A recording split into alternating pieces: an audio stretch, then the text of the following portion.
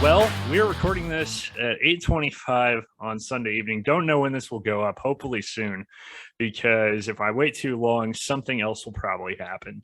I was going to have this guest on to preview the high school football state championships, maybe talk a little Bedlam, and then the world exploded, at least the world as we know it in Oklahoma football. An insane past 48 hours started on Friday night. By the way, I'm Glenn Brockenbush. Not that it matters. This is the Spoken Freely podcast. My guest today, as you can see his lovely face there, Cameron Jourdan, joining me for the second time, first time in like over a year that I've had you on. I've been trying to set something up for a while, and my unofficial nickname for you is the busiest man in high school sports in the great state of Oklahoma. Cameron Jourdan of the Daily Oklahoman covers all the high school sports, picks all of the high school games. I don't know how you're still sane. I don't know how you're still awake. It was an emotionally and physically draining past 48 hours, I feel like, for both of us. You covered high school games on a ridiculous high school game on Friday night, and went to Bedlam. And then today we find out that Lincoln Riley is leaving for USC. My brain is still kind of mush at this point. How is your brain today, Cameron? It's I will say I'm glad there's only 2 weeks left of football left, but it's state championship week, so I'm really looking forward to that coming Thursday. Yeah, just a crazy day news wise. Remember seeing the first tweet from Pete Thamel come across my timeline that expect an announcement within 24 hours, Lincoln Riley to USC. And I was on the 13th hole playing Lincoln East Golf Course in Oklahoma City when it happened, and stuff quickly kept happening, and all of a sudden it's been official here for about an hour now or so. But good for him. I mean, obviously it's a huge loss for Oklahoma and the football program, but that's the thing. OU has a football program. They'll be able to find another coach who's going to have success and can hopefully lead them to a national championship again, because they have the capabilities to get back to that level. But for Lincoln, good for him, good for his family. This is another chance for him to kind of really revitalize a program, really try to take it back to the level that USC can get to. Obviously, with OU leaving for the SEC, the Pac-12 is nowhere near as difficult. Great recruiting grounds out in California. I'm sure obviously he made this choice after talking with his wife and his family and trying to see what was best for them and their couple of kids. So kudos to him for doing something that's best for what he thinks is going to be best for his future. I mean, that's all you can ask for is anybody. Everybody's got to look out for themselves at some point, even as a college football coach. Yeah, I don't want to dwell too much on it. And I haven't honestly seen that much about this, just mostly kind of jokes and tongue-in-cheek stuff. People saying, okay, who's the most hated man in Oklahoma now? Is it Kevin Durant or Lincoln Riley? And I'm like, anybody that's upset at Lincoln Riley is kind of ridiculous, because this man took over a program from a legend, went 55-10, leads you to the college football playoff 3 years in a row. I don't know what else you really could have asked for other than a national title. Would have been nice, but yeah, as one of my friends put it, OSU, they blew up OU as a program in 24 hours. You beat them in Bedlam, one of the craziest Bedlam games ever, and we'll get to that in a second. And then their head coach leaves, and I think it's probably just morbid curiosity, wondering what he knew. I saw a tweet today with a GIF of him walking off the field after Bedlam. And of course, now the famous last words was, "Oh, I'm not going to LSU." Well, he wasn't wrong. But regardless of what he knew, I think that would only, I think the only reason you need to know that is if you want to decide if he's, if you find it more despicable or whatever that he left. Dude, the guy wasn't going to say anything out loud. And like you said, it's his prerogative. It's his career. And at the end of the day, he's got to do what's best for him. And again, wish him the best. Just from the times that I've gotten to cover OU games, be in press conferences, nothing but a great guy, nothing but a heck of a football coach too. And the that was again a shocking 24 hours. You were at that game, and I mean, I've always said that the acoustics at Boone Pickens Stadium were kind of wonky, and wonky is a nice way of saying bad.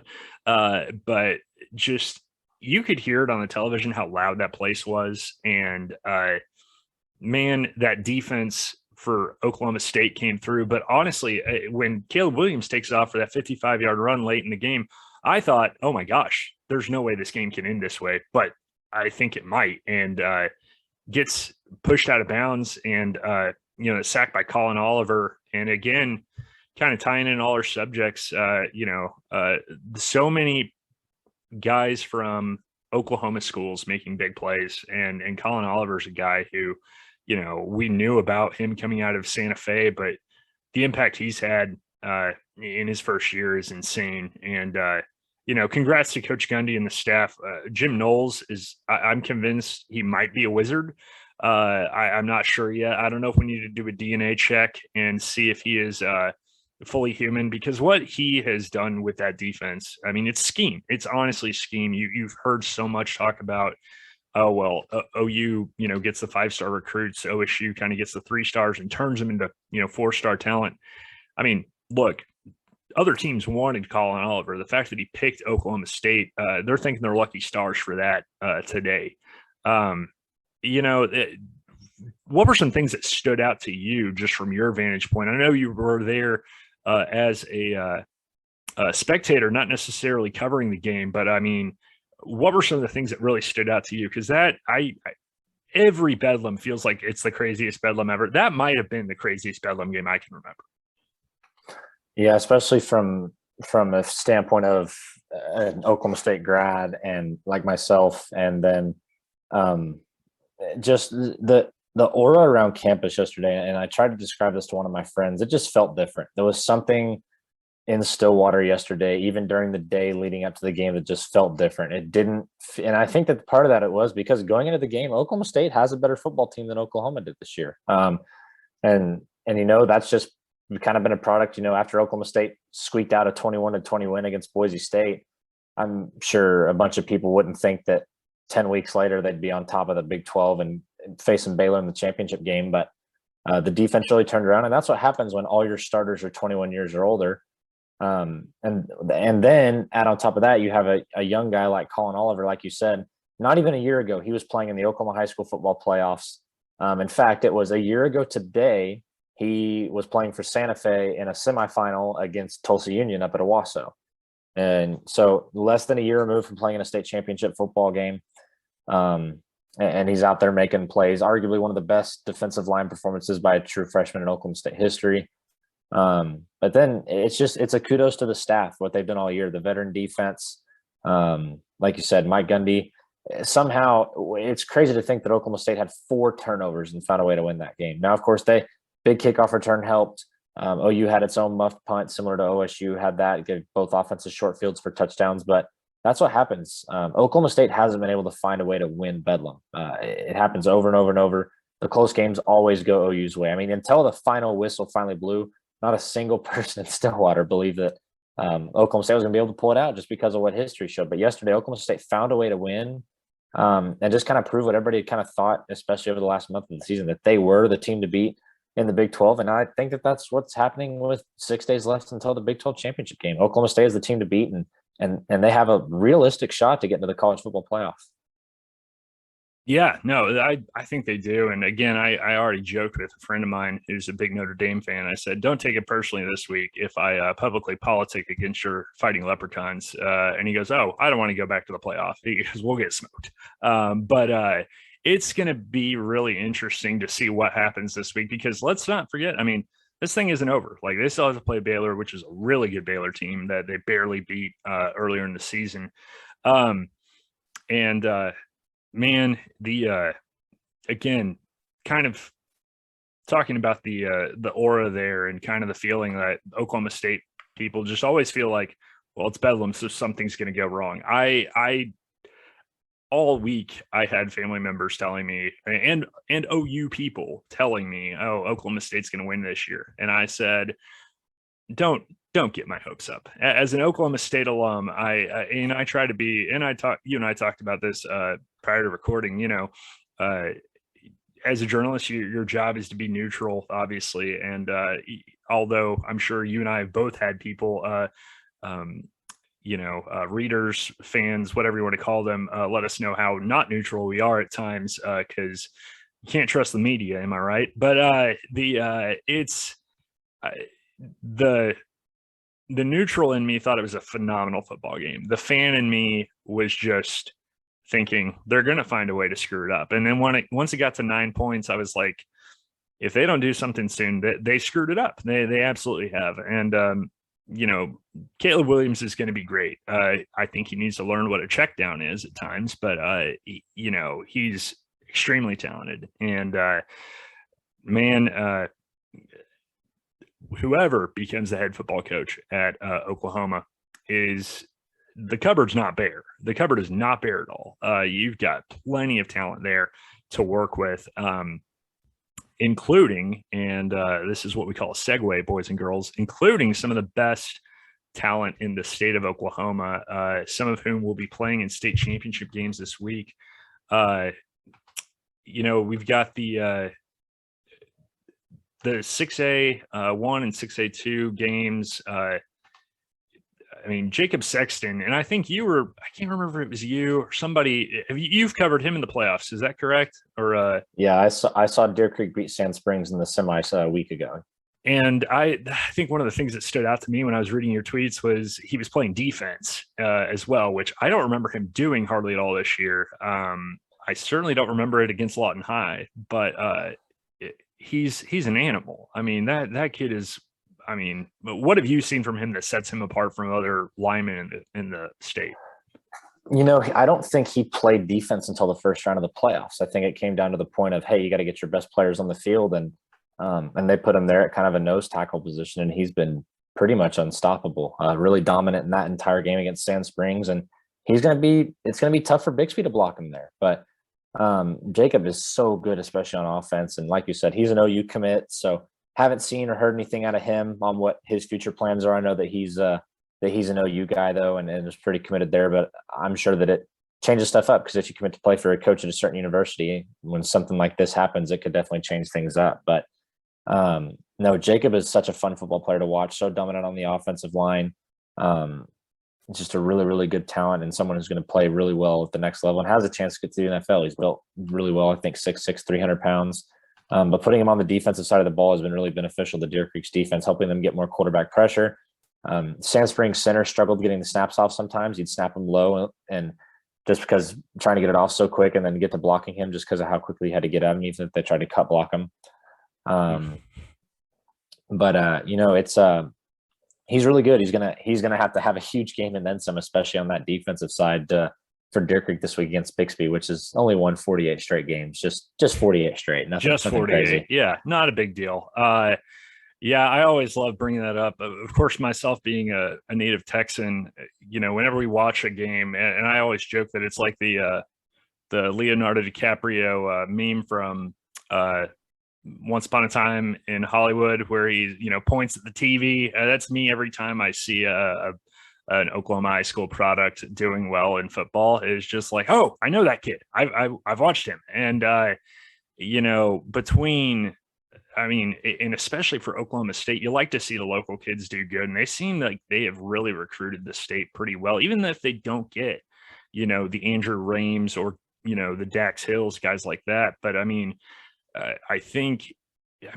love pointing out to my dad, I'm like, Brennan Presley, as good as he has been for Oklahoma State and as great as he was last night, probably not even the fastest person in his family. When you consider that Braylon is on the way and their sister ran track at Ole Miss. And I'm like, man, I bet those were some fun Thanksgiving turkey bowls at the Presley house. Braylon is a guy who, between him, Luke Haas, another OU commit who still has a year of football left, Bixby, it's one thing when you're a great collective, you're a great team. You've seen so many teams before that don't have the D1 talent. This team has plenty of D1 talent.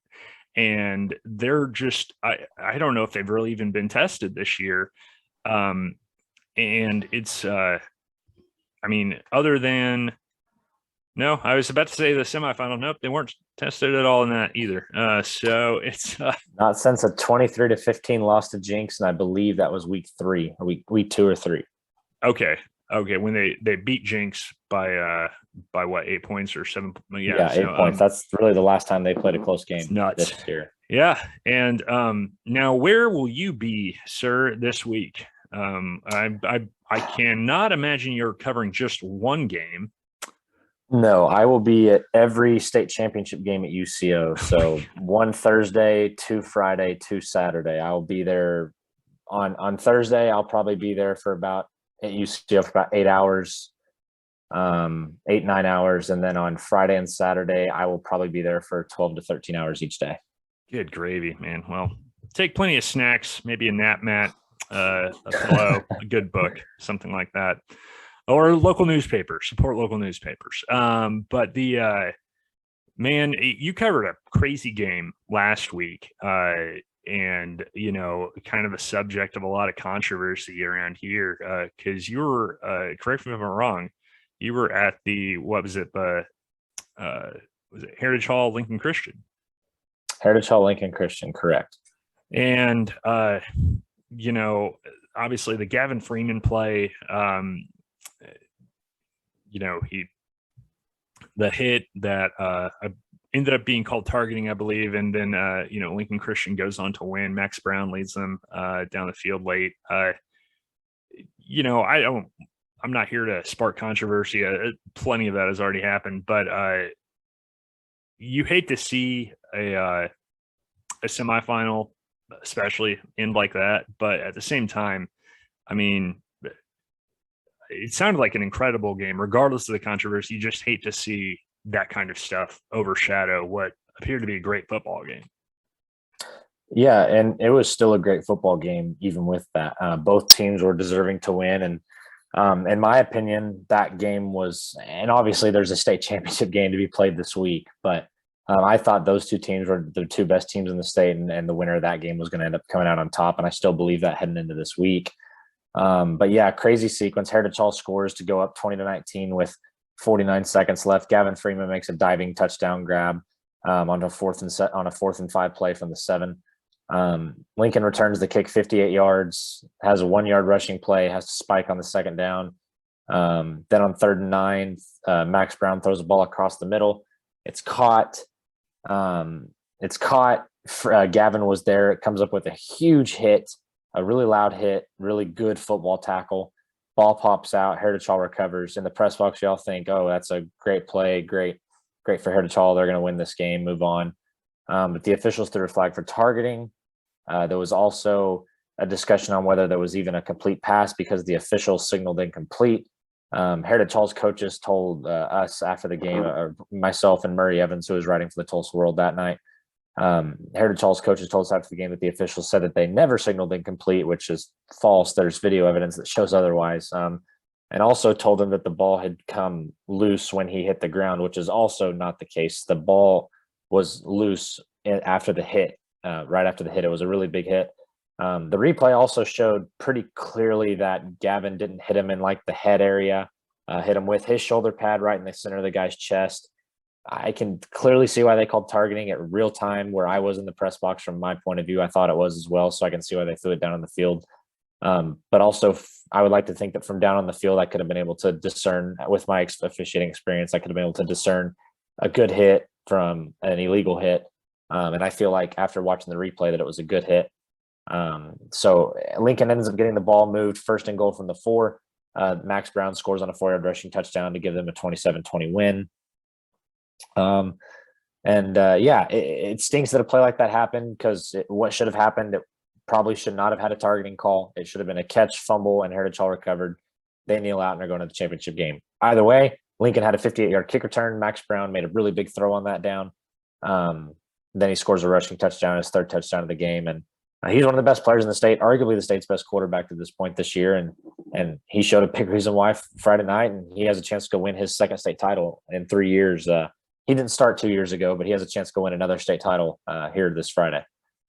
Yeah, I mean, Lincoln Christian, that's a It's a powerhouse program, and I mean, that, and I've talked to people on here before, who grew up in Oklahoma, and you can have the private versus public conversation for days, but I do think that these are, I think the four best teams made it to the semifinals in class 3A, and that was one trend that I kind of saw in looking at the 6 of the 9 classifications that are playing state championships this week.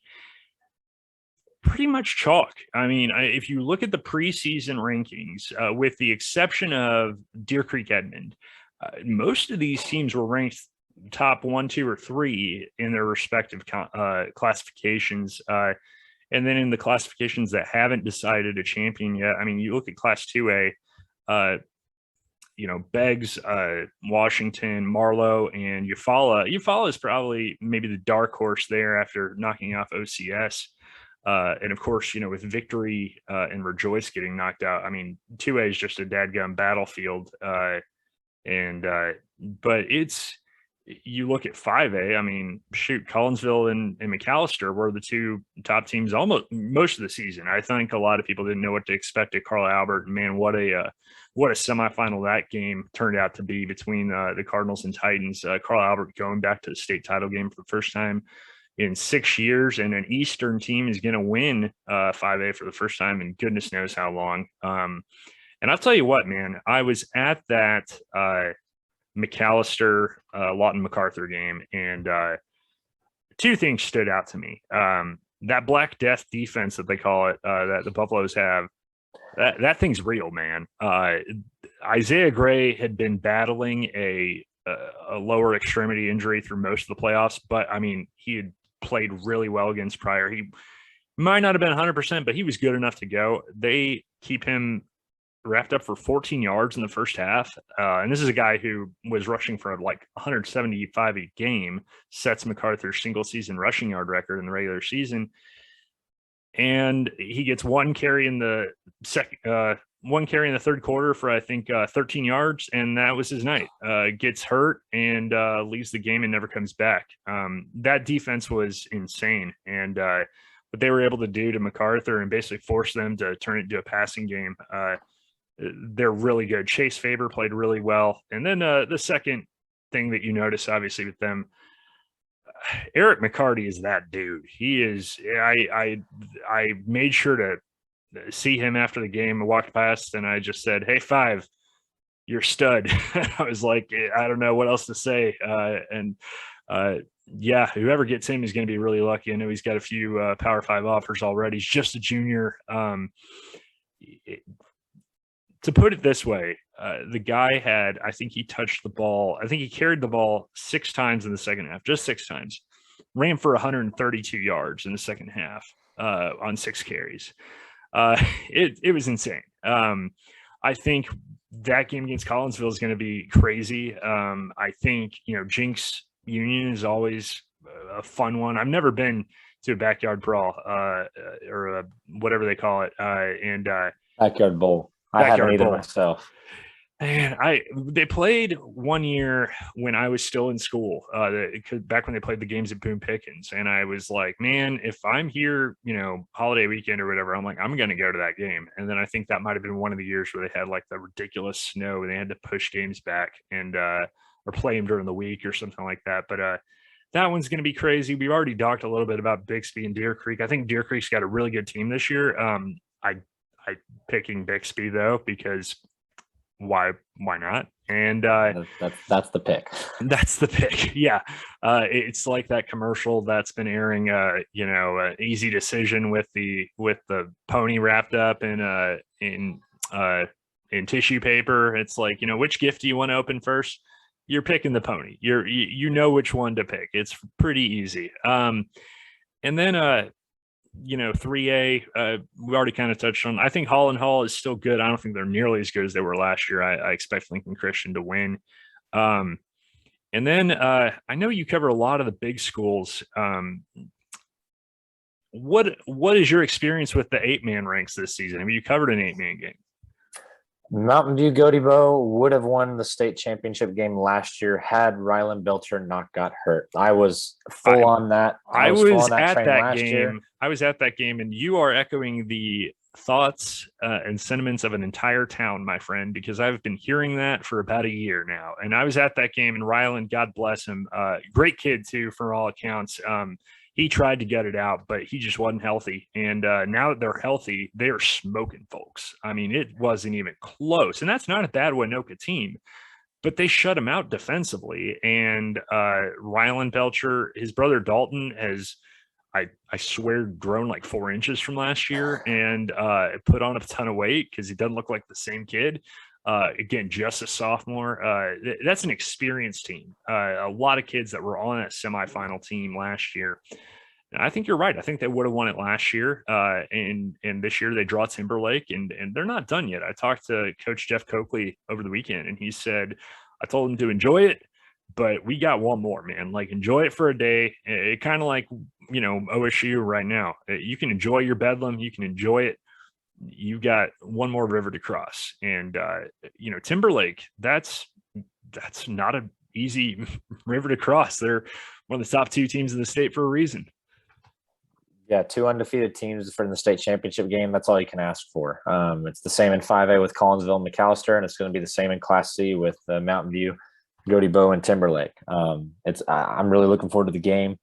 Timberlake has a kid named JJ Pippin, who's kind of their star. He does a little bit of everything. Is a really big reason why they got to the championship game last year.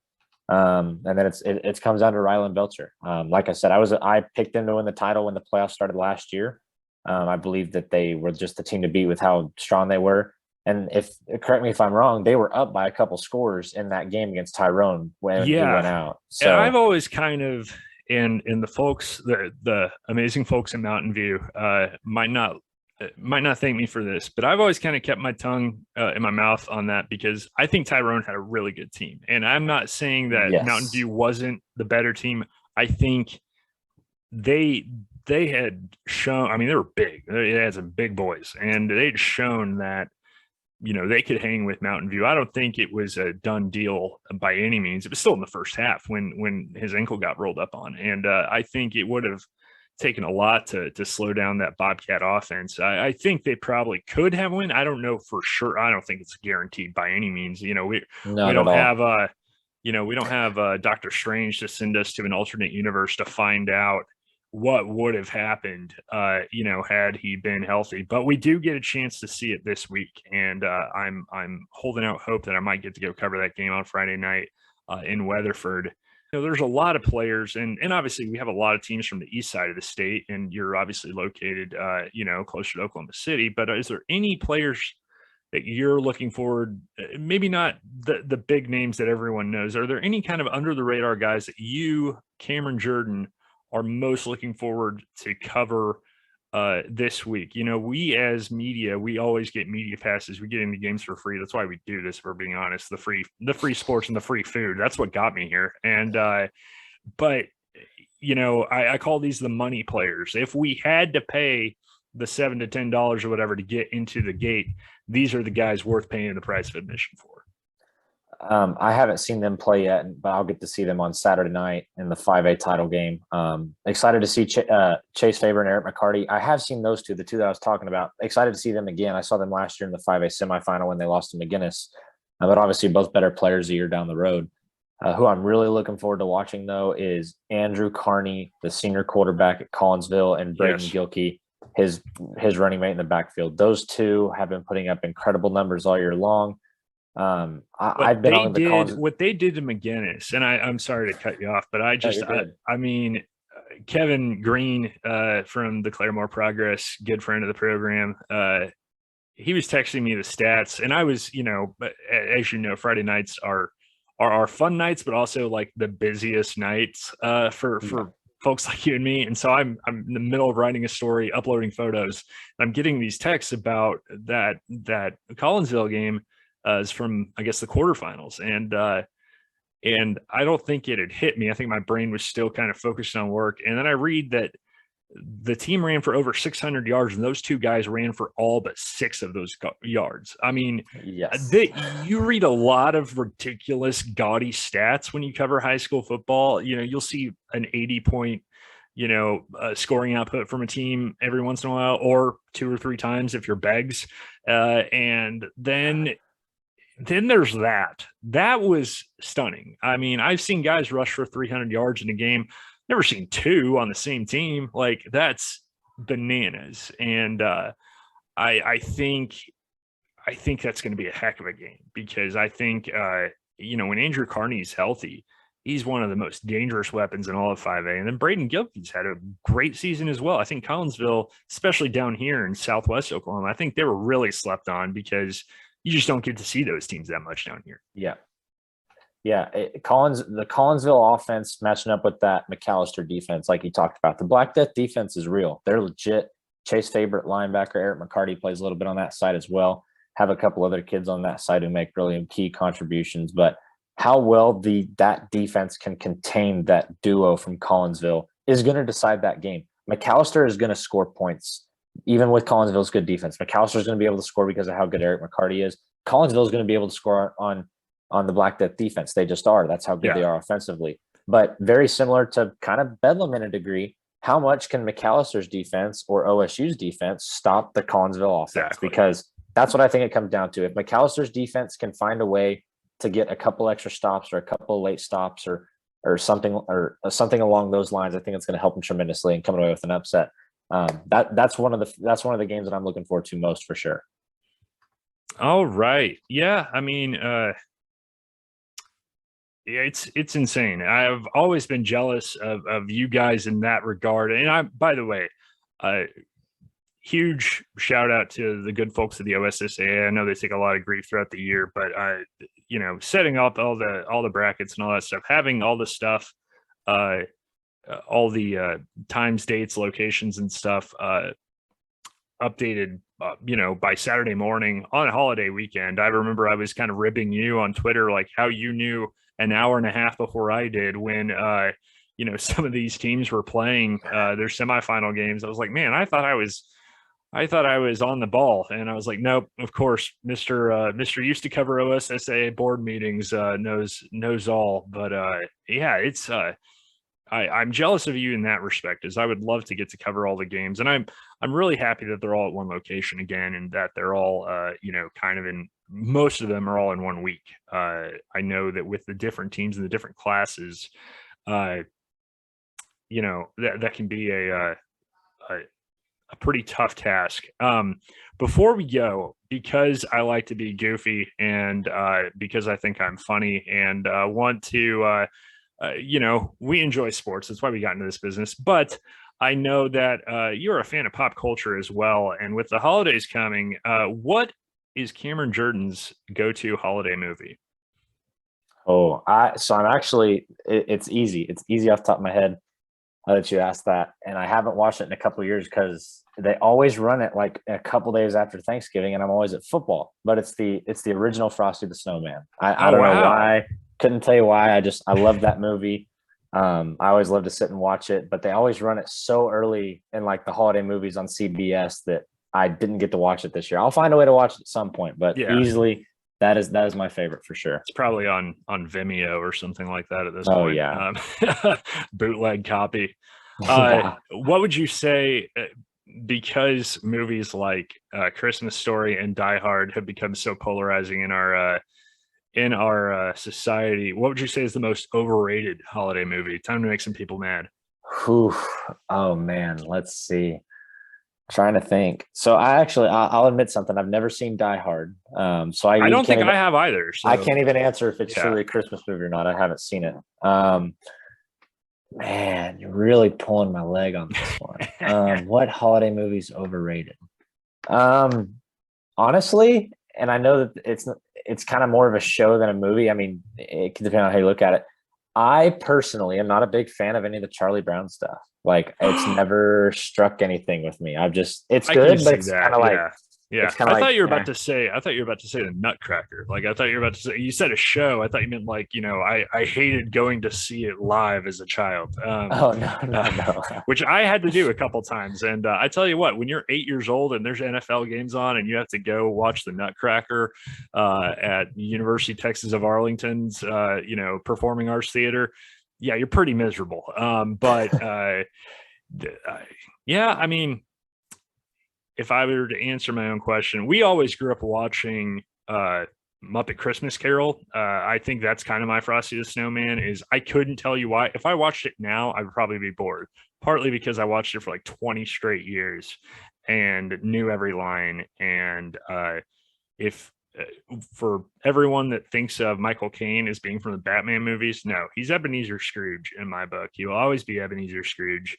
I don't even know what Michael Caine did before 1992, because that, for all I'm concerned, that's what he did. And then most overrated.